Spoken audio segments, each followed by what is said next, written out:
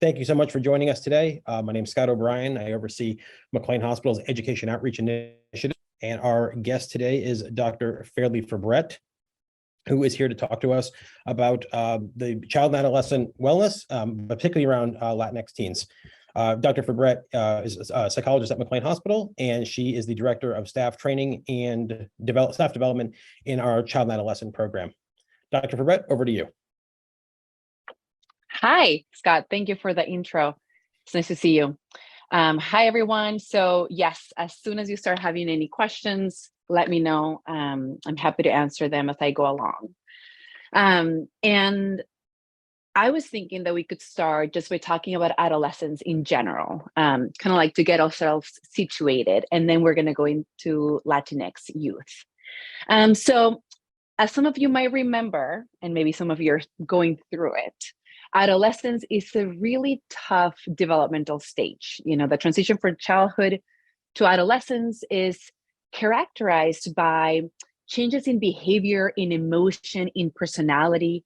You know, teens are trying to figure out who they are, what they like, who they want to be. And adolescence just happens to be very culturally bound. And what I mean by this is that different cultural groups expect different behaviors from their teens. So some cultures expect teenagers to be irritable and have a lot of conflict with their parents during adolescence, and other cultures don't.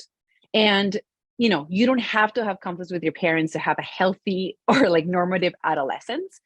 I think regardless of what group you're a part of, when a child is going through adolescence, there's a profound pressure of internal and external processes. So internally, hormones are at a high level, never experienced before for the kid. And also the brain is growing, and there are parts of the brain that are growing faster than others. So for example, the emotional and areas of the brain, let's say, they're growing faster and almost adult-like, but the areas of the brain that are more related to thinking and processing are slower. They're trying to catch up.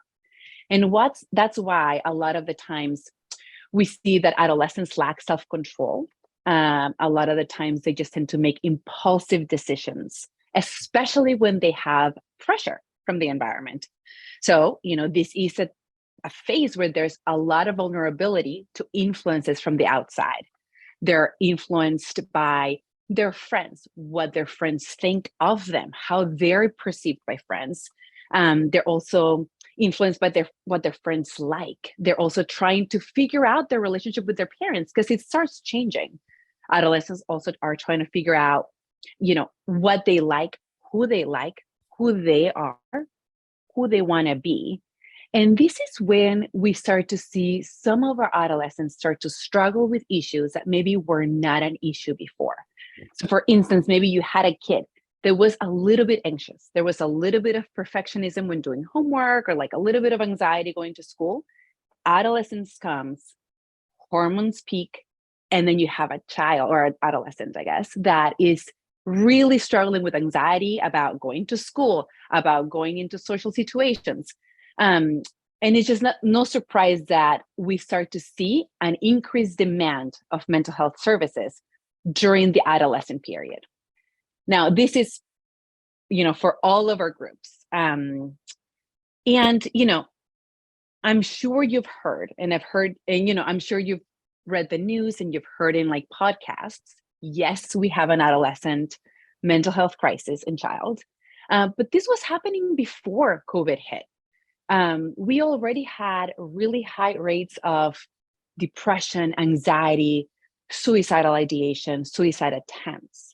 The issue is that now, after the pandemic, and you know, we can't even like get to talk about this at length, but like you all know that we struggle with the isolation, not being able to see friends. Now imagine this for adolescents. It was really hard. So I'm going to share with you a couple of statistics, just so that you have an idea of where we're at right now with our adolescent group. So since 2020, there's been a 5% increase in alcohol use and 10% in drug use among kids 12 and older. 1 in 6 adolescents have experienced a major depressive disorder. There's been an increase of 31% in emergency room visits. And right now, suicide is the third cause of death for individuals 10 to 34. A lot of our teens are included in that rate. So this is very serious. Of the ones that committed suicide, 46% had a condition, but 90% had symptoms. And this is important to keep in mind. 90% of them had symptoms that maybe went unnoticed. Maybe they were noticed, but not addressed. And we'll talk about why I'm just asking you to hold on to this little fact in your minds as we continue.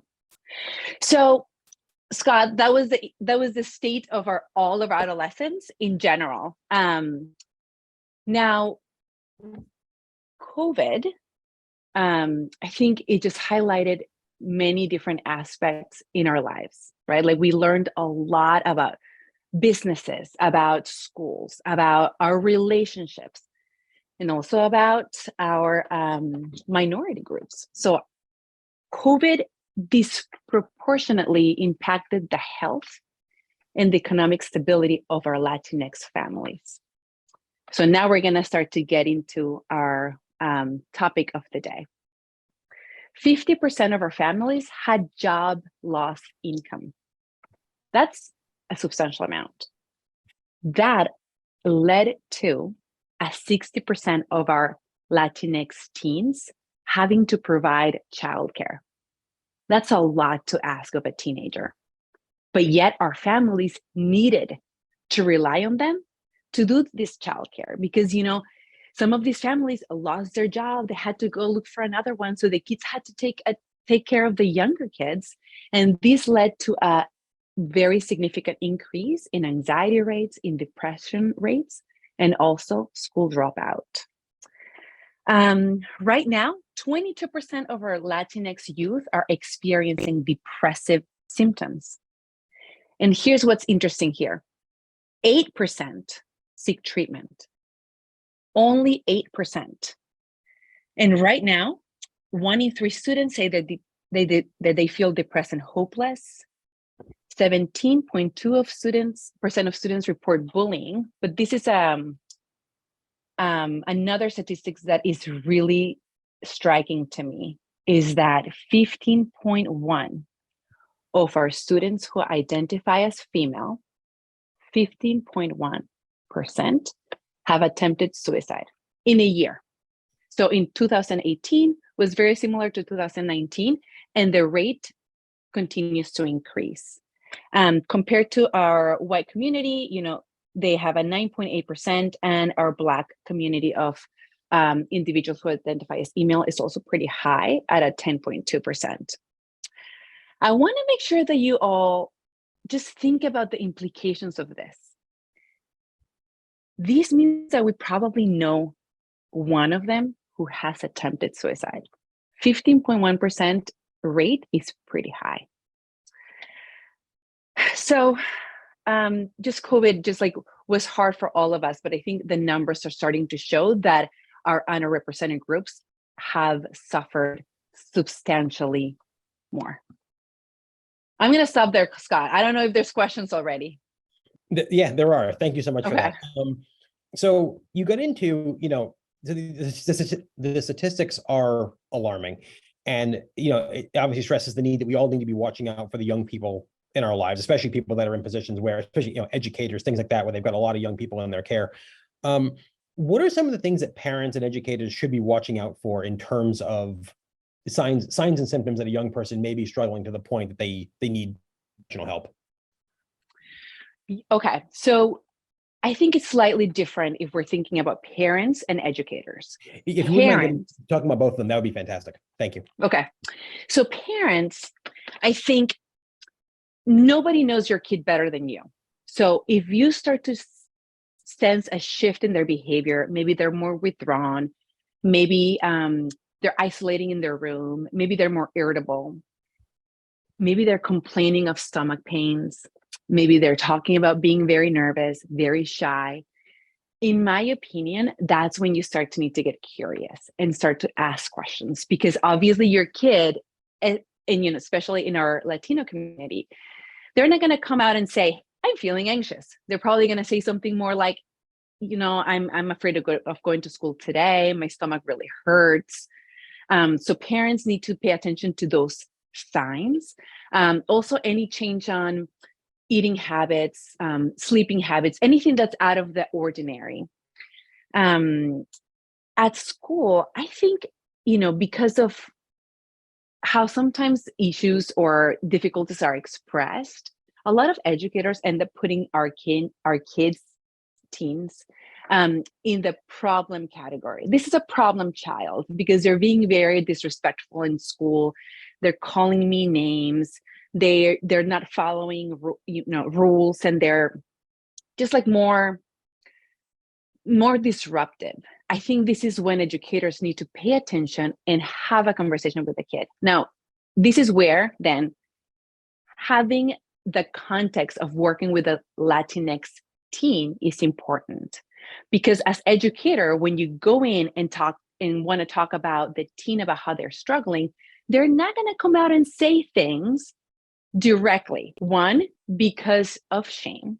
Two, because they don't want to get their parents in trouble. In our Latinx community, there's a lot of fear of getting in trouble with the school. What if they call Child Protective Services? What if I get in trouble with the law? So there's a lot of hesitation to talk about, if things are going on at home, if their parents, if there's a lot of conflict in the family. So there's going to be a lot of hesitation to openly discuss difficulties. An educator that has this in mind, I think, has to get a little creative and figure out a way to ask these questions in a way that is not as intrusive, and almost like normalizing for the teen the conversation about conflict at home, or being angry, and it being okay to be angry at school, and trying to figure out how to talk to their parents about it, and then involving the parents in these conversations. I mean, school can do a lot. If you think about it, every kid, we're hoping that every kid goes to school. So when educators get on board and they're looking at a kid, thinking about the context, thinking about the Latin culture as a framework, then you can start the conversation with the teen, but also involve the family. It's very important. Treating or talking just to the kid, it doesn't go anywhere. I think, family is a really important value. Familism is a really important value in our community. So bringing them in and working with them together is crucial. And of course, here is when we would need to think about how a lot of our parents have more than one job. Some of them have two jobs, and getting them into the school is really hard. And that's why having, the flexibility and the creativity is important, and also like not trying to tackle each case in the same way, because every family is different and their values are different, and even their culture is different. I don't know if I answered that, Scott. No, I think you did a great job. This is fantastic. You mentioned before the statistics around the number of students or young people that are exhibiting symptoms, especially around depression and other disorders. But it seems like a very low rate of the students who are exhibiting those symptoms are actually seeking care. Would you speak to that, please? Yes. Yeah. This is one of my goals in the future as I grow older, is going to be to figure out ways to make care more accessible to our Latinx community. So what gets in the way? For our Latinx community, I think stigma is something that gets in the way. What is stigma? Stigma is, any negative way that you have, or discriminatory way that you have of seeing someone who's struggling. So there's people who see themselves negatively because they're struggling. Stigma, every group, I believe, has stigma regarding mental health. So I'm not saying that this is just for the Latinx community, but that's a community that we're focusing on now. So we're going to get a little bit more specific. With the Latino community, there's this tendency to keep quiet when things are going wrong. And there's like a family narrative of explaining things. So sometimes you're older and you start asking questions about your uncle and your aunt, and everybody's very secretive because they don't want to talk about the difficulties that they faced growing up. So the narratives about families' own mental health issues get from generation, they get transmitted to the younger generation, and the younger generation learns that they cannot ask or cannot even try to understand why their family member had a really hard time. There's also some terms that are culturally appropriate. So the Latin community is more likely and more willing to talk about nervousness, or talk about like, un ataque de nervios, like I got so nervous that I couldn't do this thing, or talk about stomach pain, like I said before, or back pain, lower back pain. That's Latinx community have no issues talking about that. But when you suggest that maybe that's anxiety, the walls come up. There's also this sense that as Latinos, you're going to figure it out no matter what, chin up, and you're not going to need additional services. There's like this sense of pride in figuring it out on your own. So asking for help hurts even more the dignity of the person wanting to ask for help. Obviously, there's research that males or individuals that identify as male are more likely to feel this way than those that identify as female. But this also gets in the way. Another thing that I was thinking is that we kind of perpetuate stigma when families go look for support or help for their difficulties with the priest or the pediatrician, which is really common. In fact, I'm thinking about a particular case where a woman I knew had a daughter who was experiencing stomachache, vomiting, and really nervous when at school. I suggested, hey, like it sounds like anxiety. Let's look for, help for her. Maybe she needs to talk to a therapist. And the mother just took her many, many, many times to the pediatrician. And I think sometimes medical providers struggle a little bit talking to the Latino parents about, hey, maybe you should take him to see a therapist, because they also feel worried about bringing this up and presenting this as an option because of the stigma the Latino community has. So, like you suggesting, oh, maybe you need to go to therapy is almost like calling them crazy. So the pediatricians continue to do test after test after test, and eventually they end up in the psychiatry department. But if we empowered our medical providers to be able to have these conversations with the family earlier on, we would save a lot of medical trips and unnecessary tests and evaluations. But so, like the way that traditionally Latinx community sees mental health is, thinking that they're crazy. And that is a very huge obstacle. Same thing for medication. Actually, it might be a little worse. Suggesting to someone to maybe you need medication to help you with anxiety is almost like you're invalidating their feelings. It's almost like, you don't really understand them. How dare you suggest medication?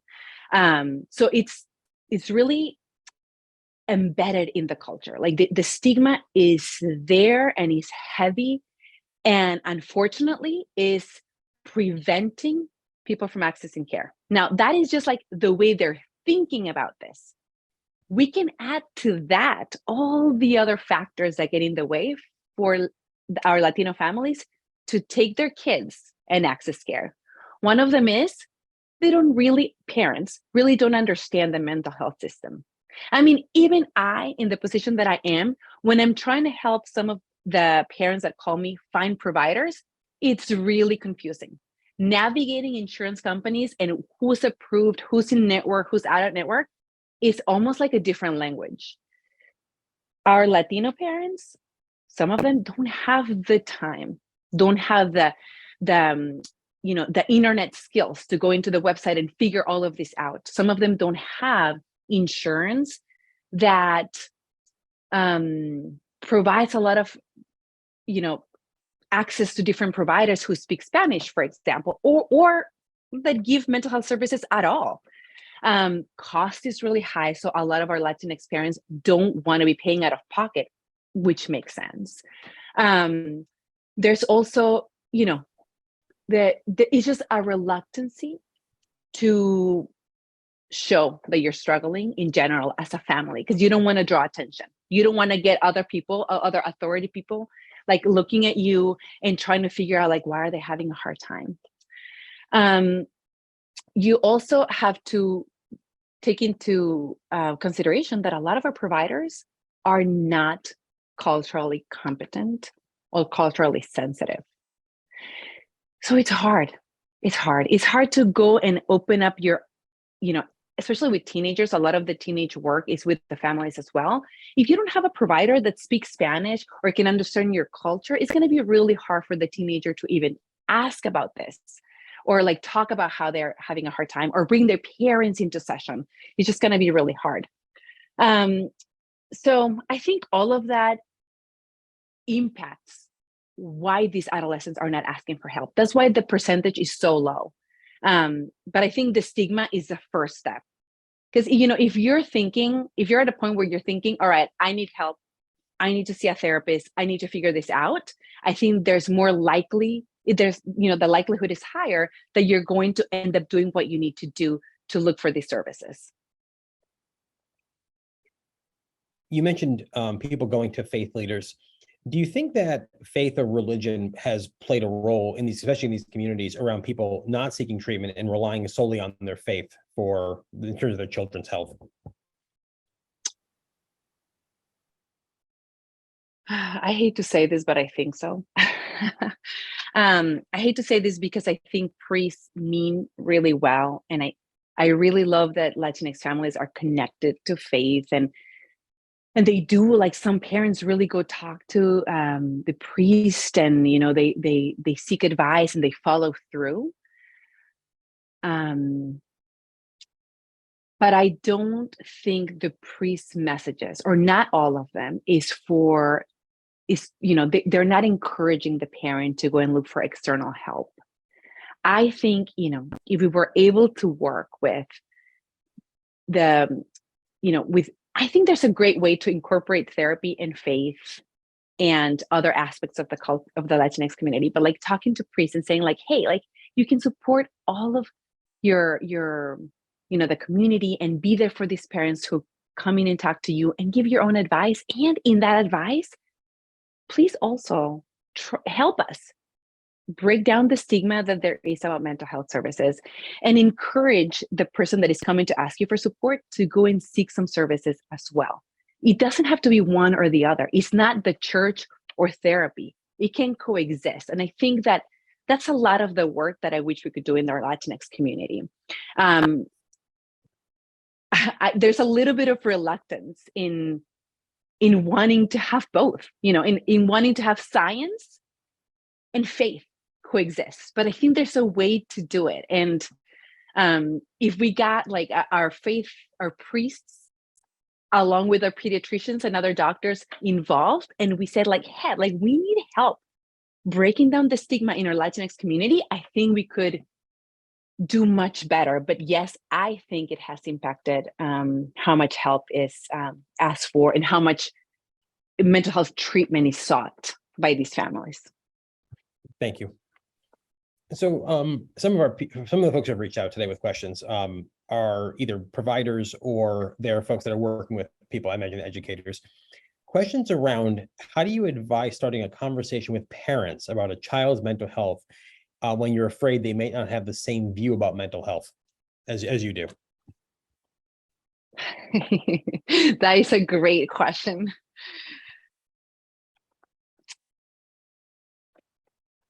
I think it would pull on a lot of different contexts in my first meeting with the parents. First of all, I would say from the get-go, it's very likely that I see mental health needs and approach very differently from you. And I want to understand your view, and I want to help you understand mine. But I think the most important thing here is to help you with your adolescent. So I would name that at the beginning so that they know that maybe we're not going to agree, and I know, and it's okay. Then I'm going to try to understand their values, where they're coming from. And one thing that I think is very important to keep in mind when we treat our Latinx families is the level of acculturation that our parents have and our teens. And, acculturation is this concept that has been researched endlessly. I mean, we still need more, but like there's a lot out there. And acculturation basically means, is the process through which you adopt traits or like values or routines of another culture that is not yours. And a lot of Latinx parents have teenagers that have acculturated to the American environment or the American culture very quickly. So they have teenagers that are seeking a lot more independence and autonomy, and they're trying to do things on their own. And the parents who typically are more aligned with their culture of origin struggle with this because, they think back and they say like, I wasn't like this when I was a kid. I wasn't raising my voice at my mother when I was a kid. Like I wasn't trying to do all of this when I was a kid. So I would try to get a sense of where are they in this process of acculturation? Are they still very much in their own culture, in their own heritage, and maybe adopting some traits of the new culture? Are they rejecting the new traits of the new culture, or are they open to it? Because that's going to help my dialogue. And then let's say, maybe they've been reluctant to become Americanized because there's a lot of fear too, right? Like there's a lot of fear about letting your culture go and then getting more American, because then your own people give you a really hard time if that happens. But so parents might be reluctant to do that, but since they're here asking for help for their kid, maybe they're more open to consider other ways of being. So then I would say, and I would point out that yes, you have a way that you've thought about child rearing practices for all of your life, and you have a parenting style that maybe your mother used when you were living in another country. That's all good. And you're raising your child in the new culture, in a new environment, and there has to be some flexibility. And this flexibility is going to allow you to have a better communication and a better relationship with your kid. So then I would start to work on where are the areas where these parents are willing to be more flexible in. What are they willing to, or what areas are they willing to compromise with their child on? And that's what I would do, but that's how I would start. And then I would point out that the goal here is not for the parents to let go of their culture of origin and to Americanize their kid. That is not the goal, and that is not recommended, actually. There's a lot of research supporting that biculturalism is the way to go with our Latinx adolescents and community. What I mean by this is there's better health outcomes, better academic outcomes, better job, just having a job down the line when you're able to have values from your culture of origin, traditions that you continue to pass on to your kids, maybe, using certain, if you don't speak the language, maybe just relying on certain words that help you feel connected to your kids. So like protecting some of your culture of origin and also adapting to the new culture. So maybe, working on giving them a little bit of autonomy and independence, and also fomenting, I'm not sure if that's a word, but like really working on creating, making your sense of family stronger. Familismo is what we call this. So like you want to have a kid who cares about their family, who wants to make their parents proud, and who also gets some leeway from their parents to figure out who they want to be a little bit more independent, to make their own choices. Scott, I feel like I just went on a huge tangent, but I think that's how I would start a conversation with these parents. No, that was fantastic. And I want to point something out that I actually had a question about, and you more or less got into it, was talking about your country, your culture of origin, and then moving to a new country. We're talking about the United States, and having to try and accept certain parts of it, but also maintain your culture of origin. And I imagine that it's very difficult on a child to feel like you're not 100%. How do I say this? If you're making new friends, if you're meeting new people that were maybe born here, that are first generation or beyond, you want to be more like them to be accepted. But then also going home, if your parents are also rejecting a new culture and want you to remain tied to your culture of origin, I can imagine it being very isolating for a young person to be in the middle if they don't feel like they're being fully accepted by either side, by the family or by their new friends and classmates. Yes, actually, sadly, I mean, what you're pointing out is a very difficult process.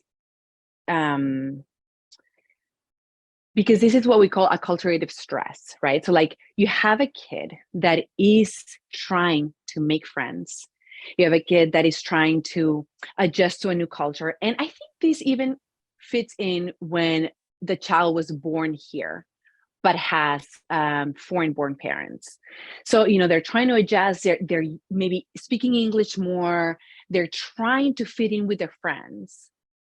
They come home, and if they have parents that are very aligned with their culture of origin, that is going to create conflict. This different styles of being, or like the different levels of acculturation, cause acculturative stress. And there is a huge link between suicidality and family conflict.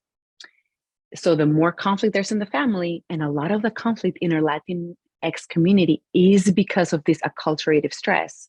So the more conflict you have, the more likely a kid is going to think about suicide and then maybe attempt.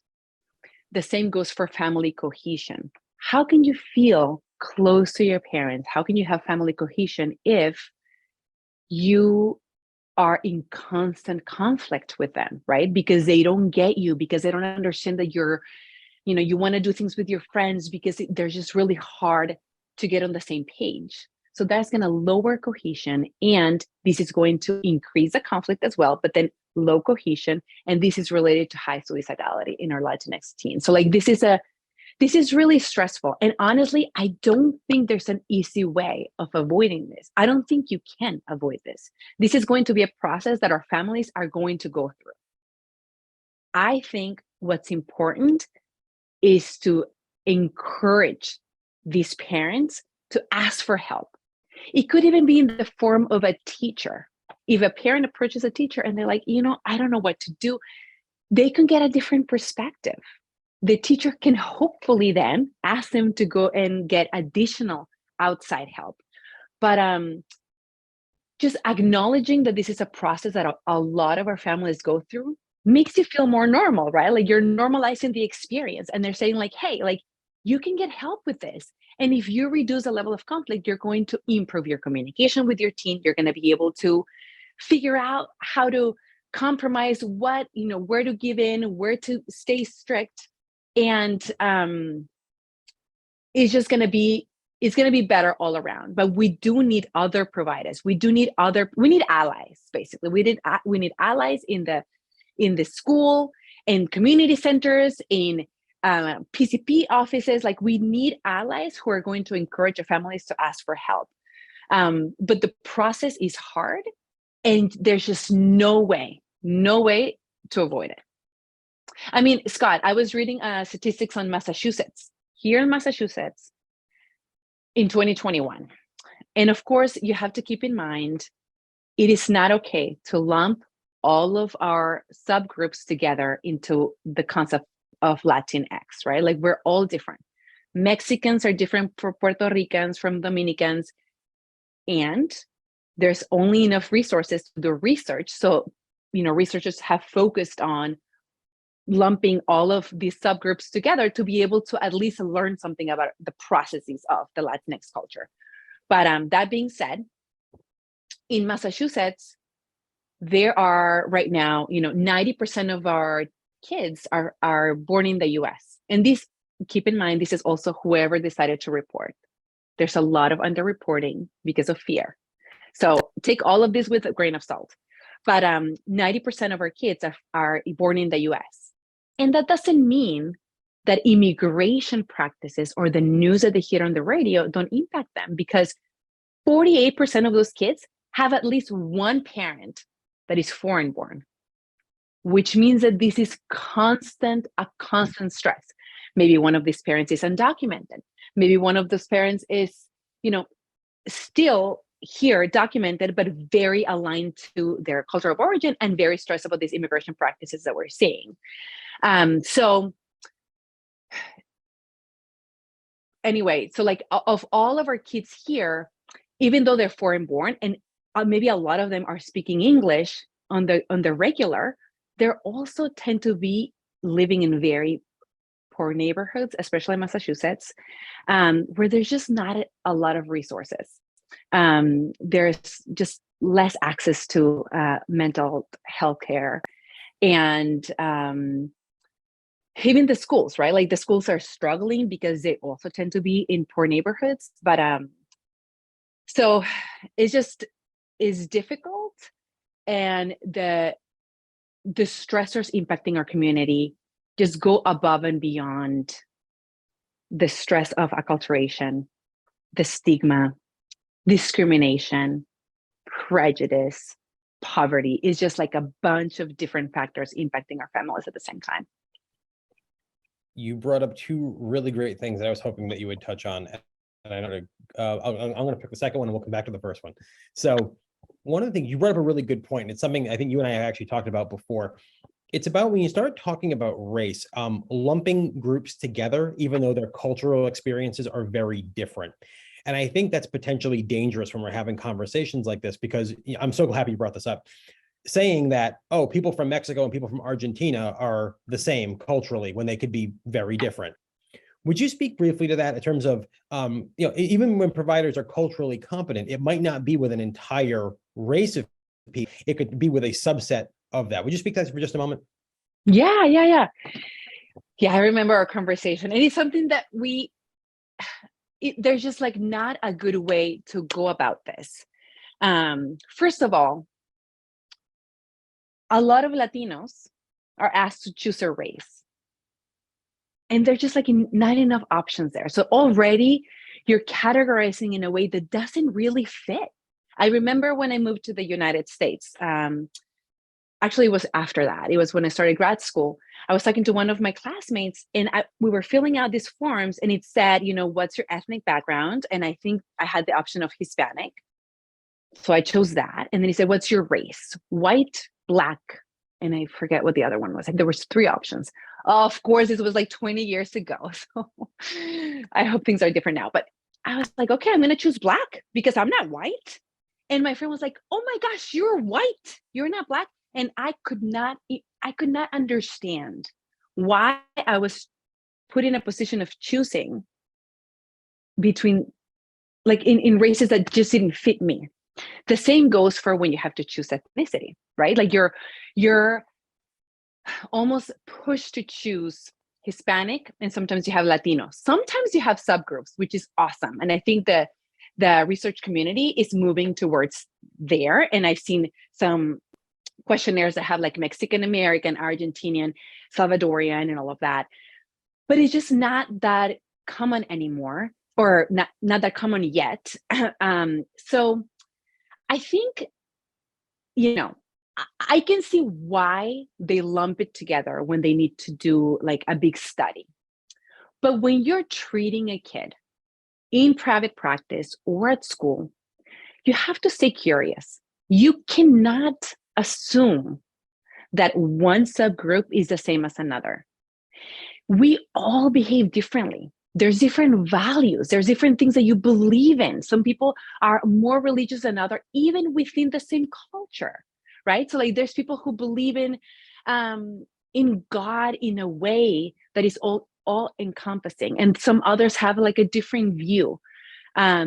Others believe in like the responsibility to take care of their elders, even to their own detriment, let's say, and others have a more balanced view. So as a provider, as an educator, it is your responsibility to be curious and to ask questions and not assume that you know your student or your patient because they're Latino. It's just like, that's the biggest mistake you can do. And you know what? If you ask questions, they will answer. They're happy to answer. It's better to know that your teacher, your provider is trying to get to know you than to be lumped together. There's nothing worse than to say like, oh, you're Mexican. Oh, I thought you were Puerto Rican. Oh, it's the same anyway. You guys are all the same, which is something that I've heard multiple times and is just not true. So I think the best way to go about that is to remain curious, honestly. No, that's a fantastic answer. Thank you. And I'm going to come back to the first point I wanted to touch on that you touched on that I wanted to get into, is that we unfortunately know that many Latinx families in the United States are living around or below the poverty line.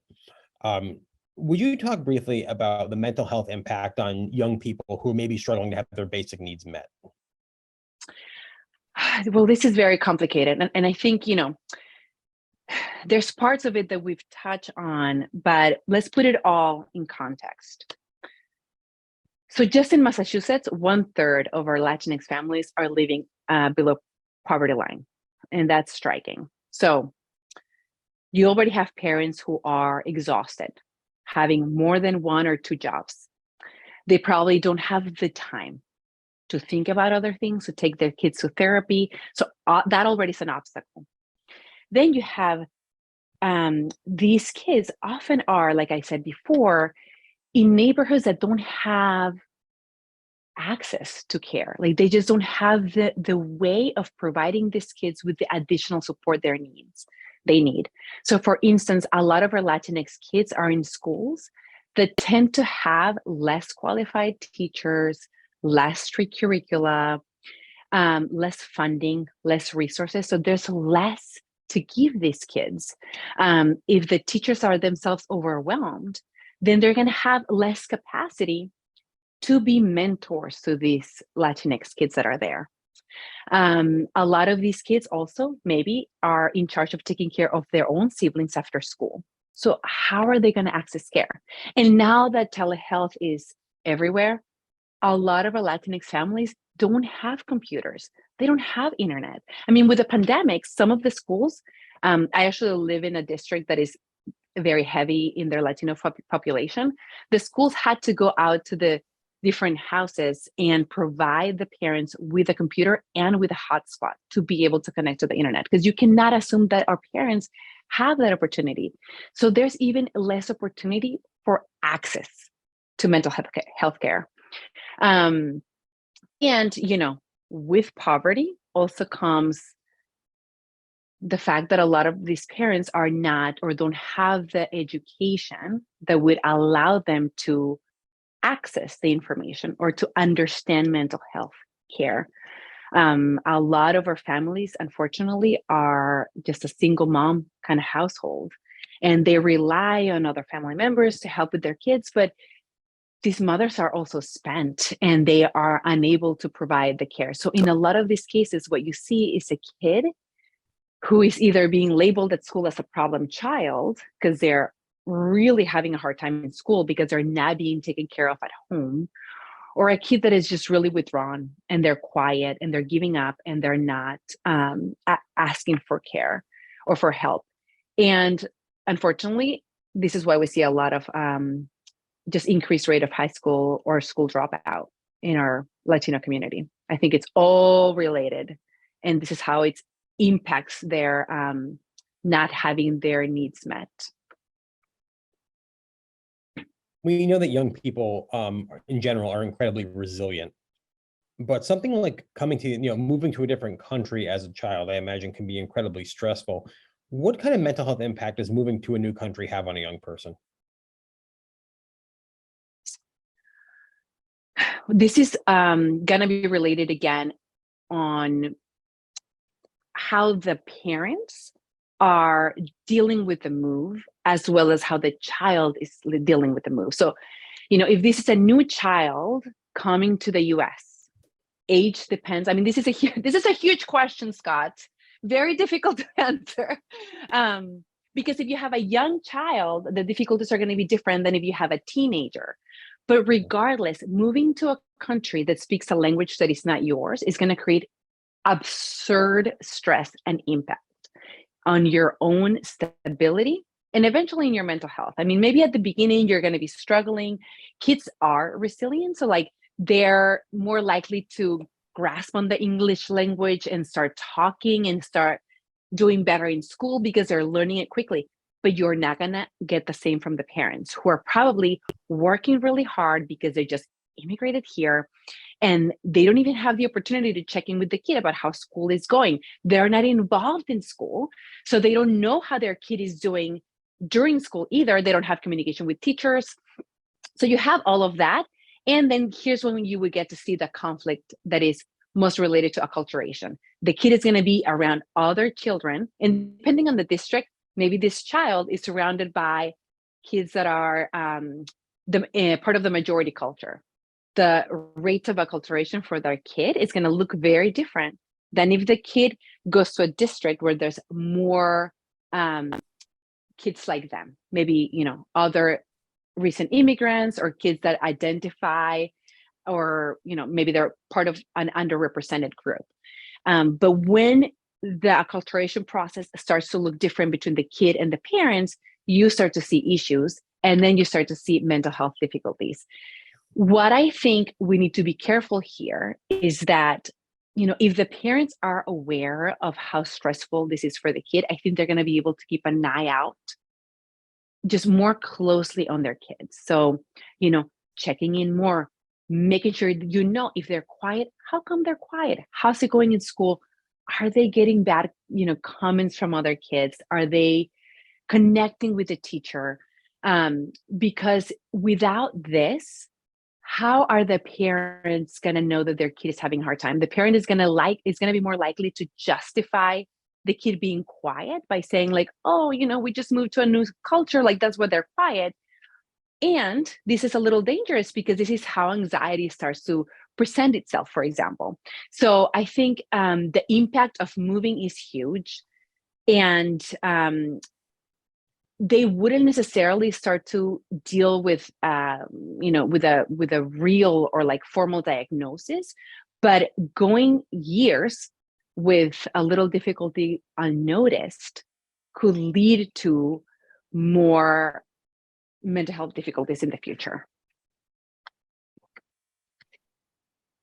Any suggestions around preventing issues between children and parents around that gap between the acculturation?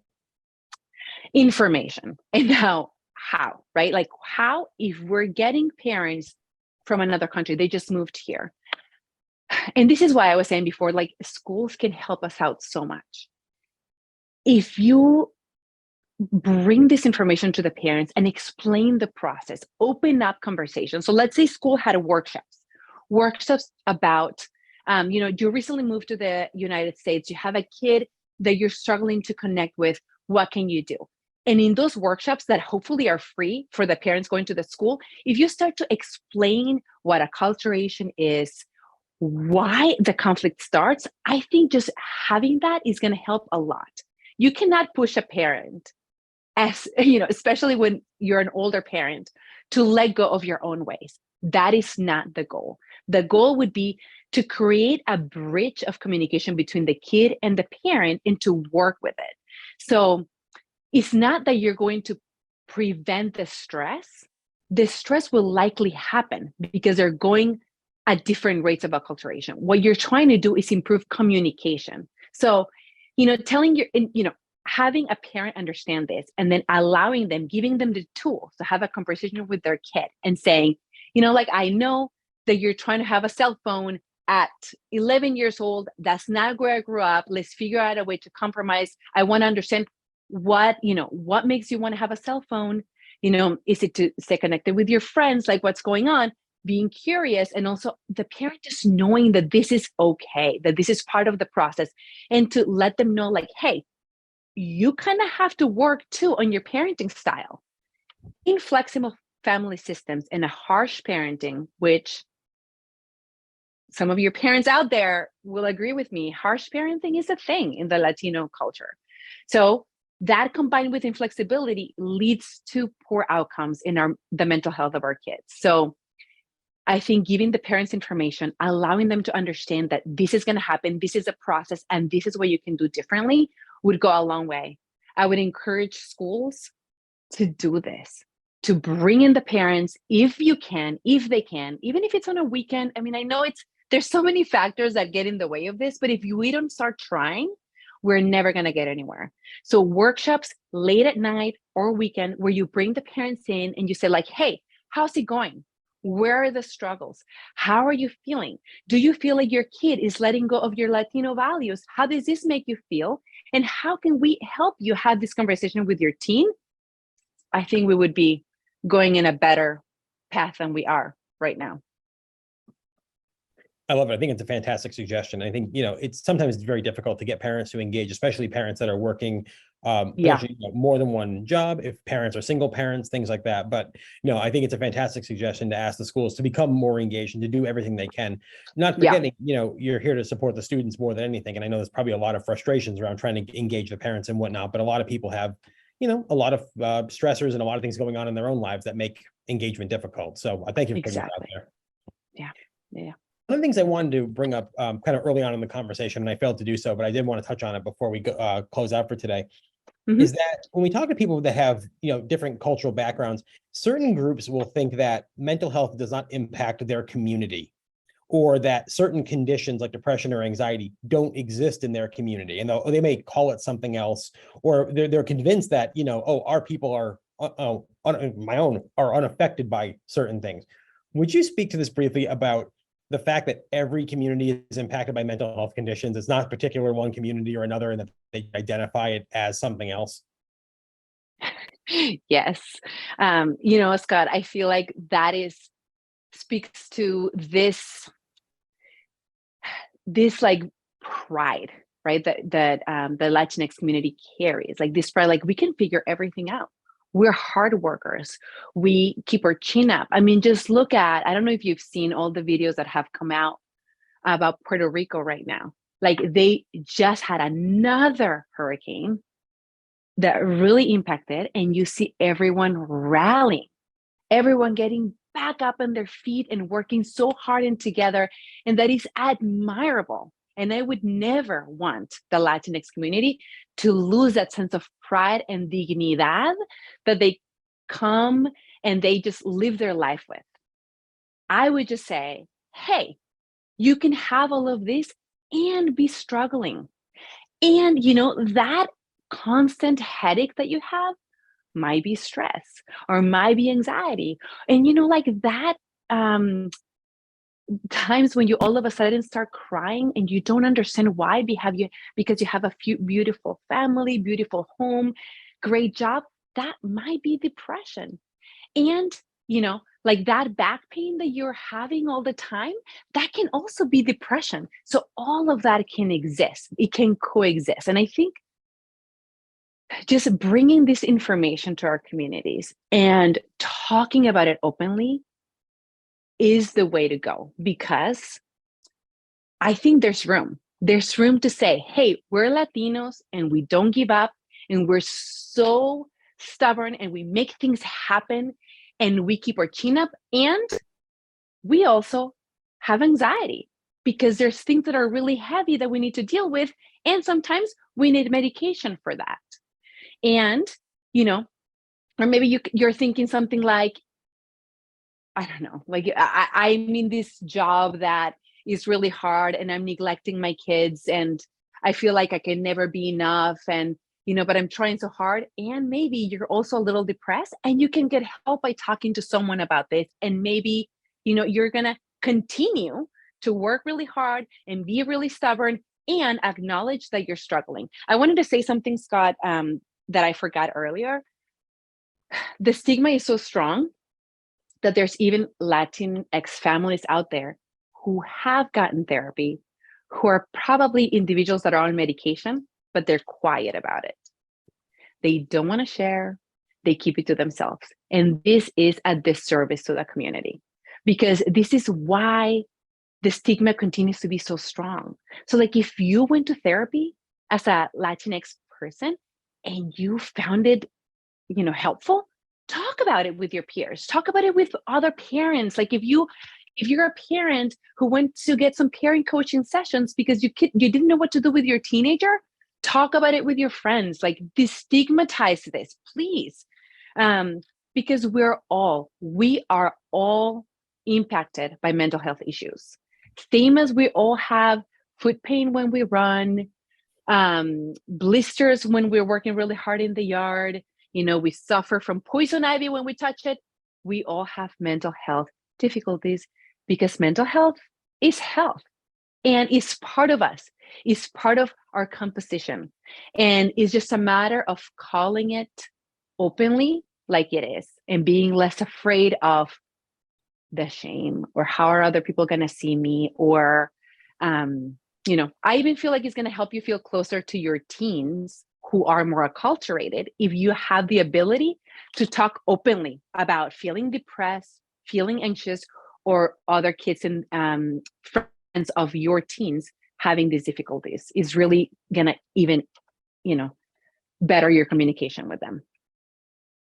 Thank you. That's great.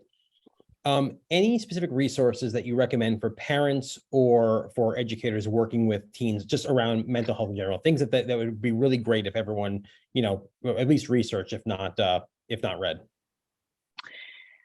I have a list of places in Massachusetts that people can access care through. So I can send you that, Scott, and maybe we can put it in the links later. But just day to day, right? Like very, very easy ways to support our teens. I would say for families, work on your communication. It's better to talk about things than to stay quiet. If you're feeling sad, talk about it, show it, model sadness and how you go about it, model making decisions and the difficulty of making them. Like if you're having a hard day, talk about it. Don't stay quiet. Why? Because you're teaching your teens that one, it's okay to have a difficult day or to be struggling one day or not. And two, you're also showing how you go about solving your own problem to them. So like talking about things out loud with your teen. Number two, spend time with your teens if you can. Family cohesion is protective. It's protective against depression, against anxiety, and against suicidality. So spend time together, even if it's just half an hour in the week. Just like having a moment to connect with your teen is very important. Number three, I would say, do bring them into your culture. So don't let your own culture as parents go. Bring them in. Do some of the family traditions that you love. Explain to your kids, like, why is Dia de los Muertos a thing? And like, why do we care? Why do we pray for them? And also be open to their way of thinking through things, of praying, for example. Like it doesn't have to be one way, but like having them be part of your values and you also taking on a little bit of their values is important. For schools, I would say, be open and be curious. Before you think, this, Dominican child is such a, I'm going to write them up. Be curious. Sit down with them and say like, hey, what's going on? Know that they're probably going to stay quiet and stay put. Schools provide resources for parents, provide the opportunity for these parents to talk about how difficult it is to raise a kid in the US, especially when you want them to also identify as your own country, as your own country of origin. So I would say, working on family ties, cohesion, communication, and, also schools respecting these family ties. So like, there's a lot of the times when providers or teachers, they give advice that is inappropriate to these kids. They're saying things like, well, what do you care about what your parents say? Like they don't know what's better for you. You're here for you. And they try to just like make these kids more independent. you have to give advice and to treat these kids thinking about the whole cultural context that they're coming from. So giving a lot of advice on like staying independent or being independent is just also not a good idea because it leads to conflict. So paying attention to the context of the kid before you give advice is also really important. Is a perfect way to end this session. I just want to give a quick thank you to the audience for everyone for joining us today and asking such great questions. I always genuinely appreciate when people show up. I think it's really important that all of you have been with here for us for the last hour and really making an investment into the lives and the wellness of young people that are in your community. So thank you so much for that. And Dr. Fabrett, of course, thank you so much for all of your insight and expertise today. I think this has been a great session. I hope everyone enjoyed it as much as I did. All right. All right. Thank you. Session. Thank you so much, everyone. Bye.